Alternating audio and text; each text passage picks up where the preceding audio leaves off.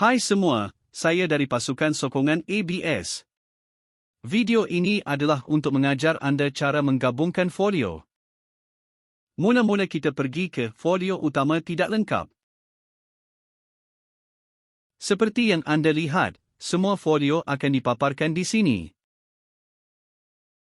Sekarang tekan ikon tambah di atas untuk mencipta folio utama baru.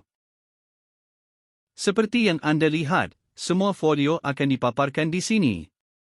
Seterusnya, pilihkan mana-mana folio yang anda ingin gabungkan.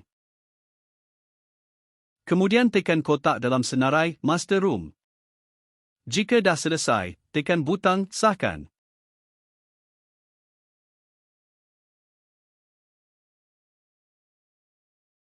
Sekarang folio tersebut telah berjaya digabungkan dan dipaparkan di sini.